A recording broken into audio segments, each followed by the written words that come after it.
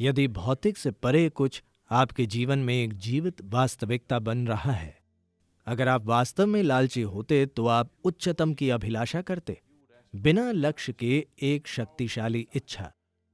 ये ऊर्जा अगर पूरी ताकत बन जाए, किसी एक चीज की ओर नहीं, ये ध्यान है।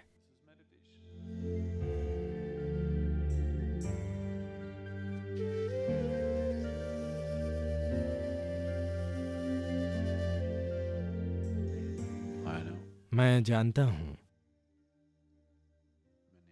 कि आप में से बहुत से लोग इस विचार या विचारधारा पर पले बड़े हैं कि संतोष सबसे बड़ा गुण है। अगर अभी जो आप हैं उससे संतुष्ट हैं, तो आप ये जानते भी नहीं हैं कि यदि आप प्रयास करने को तैयार हैं तो आप क्या बन सकते हैं।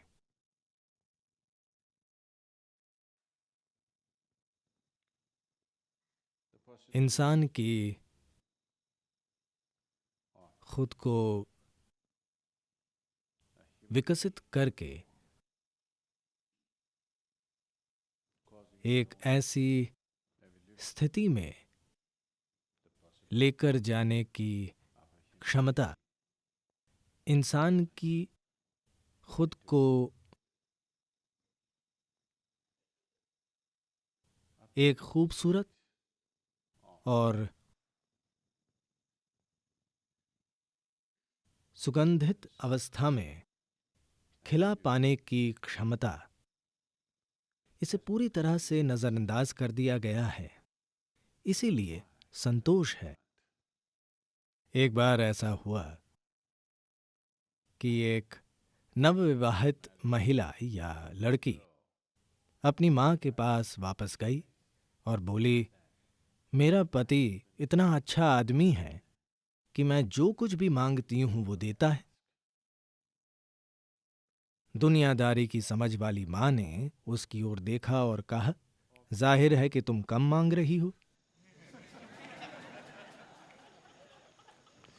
ये मां की सलाह है। वो सास थी।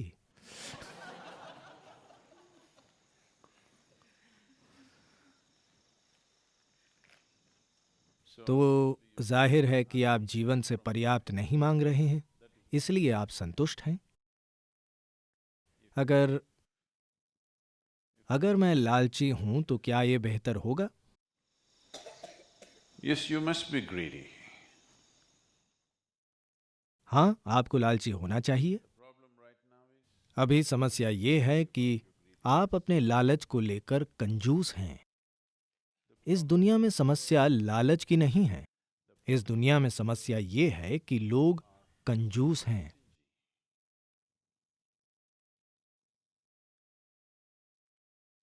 वे कंजूस हैं, इसलिए वे सबसे बड़ी संभावना की अभिलाषा नहीं करते। वे अगली दुनिया के लिए खुद को बचाना चाहते हैं। अगर आप लालची होते तो आप जीवन से सब कुछ चाहते, है ना? क्या आप थोड़े अधिक पैसे या थोड़ी अधिक दौलत या थोड़ी अधिक शक्ति या थोड़े अधिक आनंद से संतुष्ट होते? यदि आप वास्तव में लालची होते तो आप सर्वोच्चतम की अभिलाषा करते, है कि नहीं? अब लालच समस्या नहीं है, लोग कंजूस हैं, ये समस्या है। पर्याप्त पर्याप्त शब्द को हमारी शब्दावली से हटा दिया जाना चाहिए, क्योंकि पर्याप्त केवल जीवन की भौतिकता के लिए प्रासंगिक है। अगर आपको भोजन परोसा जा रहा है तो कभी ना कभी आपको यह कहना पड़ेगा, यह पर्याप्त है। इससे फर्क नहीं पड़ता कि क्या, जो कुछ भी भौतिक है, कहीं ना कहीं आपको कहना होगा पर्याप्त।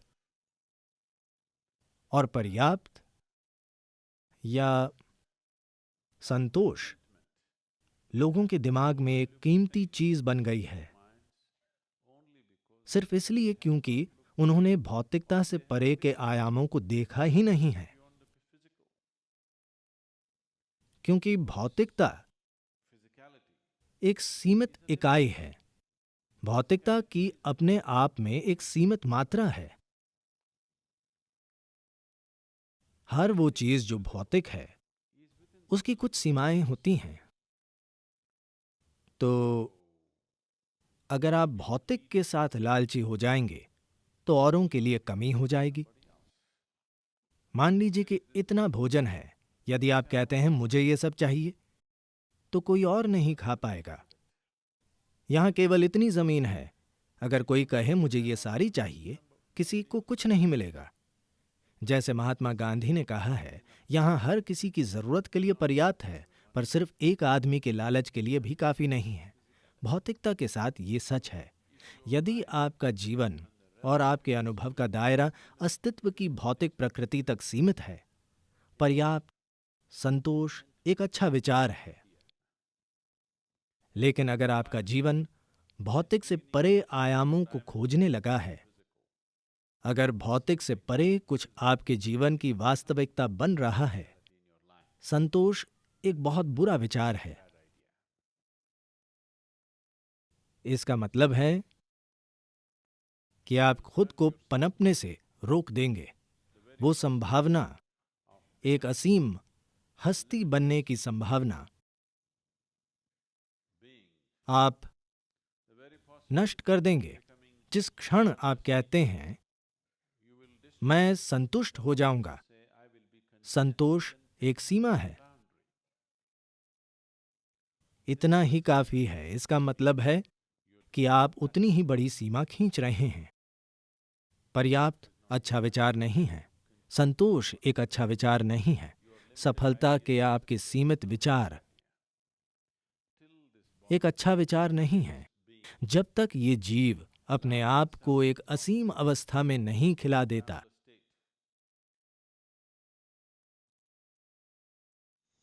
You should not be content. You must burn with discontent. तब तक आपको संतुष्ट नहीं होना चाहिए। आपको असंतोष में जलना चाहिए।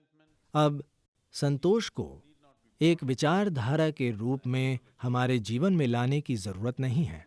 बात सिर्फ इतनी है कि अगर आपकी अभिलाषा असीमित हो जाती है, अगर आपकी अभिलाषा और इच्छा चुनने वाली नहीं है, ये बस हर चीज की इच्छा रखती है, तो स्वाभाविक रूप से आप अपने आप को अस्तित्व की भौतिकता तक सीमित नहीं रखेंगे। जब ये चुनने वाली नहीं रह जाती, तो इच्छा इस जीव को खोल डालने के लिए एक शक्तिशाली ऊर्जा बन जाती है, जो खुद को संतुष्ट रखकर रोक रहा है। लोग विभिन्न स्तरों पर जीवन के अलग अलग चरणों में संतोष प्राप्त करने का प्रयास कर रहे हैं। कृपया इसे देखिए। जिसे आप संतोष कहते हैं वो सिर्फ नियंत्रण है। आप एक तरह की सीमा खींचने की कोशिश कर रहे हैं, अपने विवेक का एक किस्म का दिखावा। लेकिन वो सीमा आपको बस थोड़े समय के लिए विवेक देती है, फिर इसका विस्तार करना होगा, नहीं तो ये काम नहीं करेगा। 20 साल की उम्र में आप जो सोचते थे बस इतना आपके लिए संतोषजनक होगा, क्या 30 साल की उम्र में भी वो संतोषजनक रहता है? 30 साल की उम्र में संतोष पर आपके जो विचार हैं, क्या 40 पर भी वही रहते हैं? सिवाय इसके कि आप लगातार और अधिक खराब नहीं होते जा रहे हैं। अगर आपका जीवन पूरी तरह विफल है, तो संतोष को लेकर आपके विचार नीचे आ रहे हैं। लेकिन अगर आप लगातार विकास कर रहे हैं, आपके संतोष की सीमा बढ़ती जाती है ना? यदि आप अपने जीवन में असफल हैं, सिर्फ तभी आपके संतोष का विचार छोटा हो जाता है, नहीं तो ये लगातार विस्तार कर रहा है। संतोष बस अंतहीनता में शामिल होने का एक सावधानी भरा तरीका है। आप सावधान हो रहे हैं। आप किश्तों में अंतहीनता की ओर जाना चाहते हैं। किश्तों में अगर आप अंत की तलाश करते हैं तो आप भटक जाएंगे, क्योंकि कोई भी कभी भी गिनती करके उस तक नहीं पहुंचा है जिसे हम अनंत कहते हैं। ऐसे 1, 2, 3, 4, 5 करके किश्तों में आप अनंत तक नहीं जा पाएंगे। प्रकृति के मामले में ऐसा नहीं होता। किश्तों का सहारा लेकर अगर आप असीम या अनंत प्रकृति को पाना चाहेंगे तो आप बस अंतहीन गिनती बन जाएंगे। बस इतना ही हो पाएगा। अंतहीन गिनती एक दिन आपको थका देगी। बस गिनें और देखें। आज आप गिनना शुरू कीजिए बिना रुके। बस अपनी गति से गिनते रहिए, मेरी गति से नहीं, अपनी गति से। 1 2 3 4 5 गिनना शुरू कीजिए, रुकिए मत। आप जान जाएंगे कि आप बिना थके कहां तक जा सकते हैं। शारीरिक थकावट नहीं, मैं कह रहा हूं कि आप सिर्फ गिनती करते करते थक जाएंगे, क्योंकि आप जानते हैं कि ऐसे आप कहीं नहीं पहुंच पाएंगे।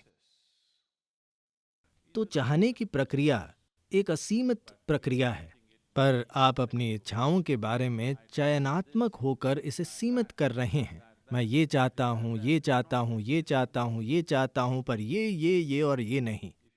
आप अपनी इच्छा में से भेदभाव की भावना हटा दें। अगर अभी आप यहां बैठ जाएं और किसी विशेष चीज की इच्छा न करें, सब कुछ की इच्छा करें, बस सब कुछ की। जरा देखिए, क्या आपका मन ऐसा कर सकता है? किसी विशेष चीज की इच्छा मत कीजिए, बस इच्छा कीजिए हर चीज की। सबसे पहले आप नहीं जानते कि सब कुछ क्या है। कोई नहीं जानता कि सब कुछ क्या है ना? वो सब कुछ जो आप जानते हैं और वो जो आप नहीं जानते, बस उन सभी चीजों की इच्छा कीजिए जो आप जानते हैं और नहीं जानते हैं।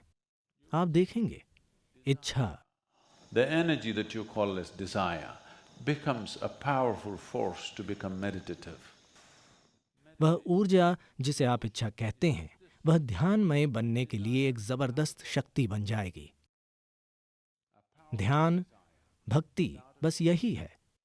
बिना लक्ष्य की इच्छा, बिना लक्ष्य की प्रबल इच्छा। अगर आपकी इच्छा, आपकी ये ऊर्जा अगर पूरी ताकत बन जाए किसी एक चीज की ओर नहीं, यही ध्यान है। यदि आप आध्यात्मिक मार्ग पर हैं तो संतोष जैसी कोई चीज नहीं है, आप जैसी कोई चीज नहीं है। लालच ही नियम है। ये ठीक है क्या? हालांकि लालच एक बुरा शब्द है। नहीं, लेकिन लालच ही नियम है, क्योंकि असीम इच्छा को आमतौर पर लालच माना जाता है। लेकिन यह सच नहीं है। किश्तों में जाना लालच है। अगर कोई आपसे बड़ी किश्तों में आगे बढ़ रहा है तो आप इसे लालच समझते हैं, है ना? हाँ या ना? हाँ या नहीं? अगर कोई आपसे बड़ी किश्तों में आगे बढ़ रहा है तो आप उस व्यक्ति को लालची समझते हैं। अगर वे आपकी ही जैसी किश्तों में आगे बढ़ रहा है तो आप इसे मुकाबला मानते हैं। अगर कोई आपसे छोटी किश्तों में आगे बढ़ रहा है तो आप उसे अयोग्य कहते हैं। ऐसा है कि नहीं? कोई आगे बढ़ रहा है, वो इतनी सी ही चाहत रखता है, जब कामयाब हो जाता है तो थोड़ा और आगे बढ़ता है। आप उसे देखते हैं और फिर वो मेरी बराबरी का नहीं है। कोई आप ही के जैसे किश्तों में आगे बढ़ रहा है, अब ये मुकाबला है। कोई छलांगे मारता आगे बढ़ रहा है, लालची। तो लालच एक बहुत ही सापेक्षिक शब्द है। हर कोई अपनी समझ के अनुसार, अपनी सीमाओं के अनुसार एक निश्चित स्तर की इच्छा को लालच के रूप में देख रहा है। मेरी शब्दावली में लालच जैसी कोई चीज है ही नहीं, क्योंकि मुझे लगता है कि इंसान को सब कुछ से कम कुछ भी नहीं खोजना चाहिए, और जब वह सब कुछ ढूंढ रहा होगा तो छोटी मोटी चीजें उसका ध्यान नहीं खींचेंगी। वह भोजन के बारे में नहीं सोच रहा होगा, वह रुपए के बारे में नहीं सोच रहा होगा, वह जमीन के टुकड़े के बारे में नहीं सोच रहा होगा, वह सबसे बड़ी संभावना के बारे में सोच रहा होगा, उससे कम कुछ भी नहीं।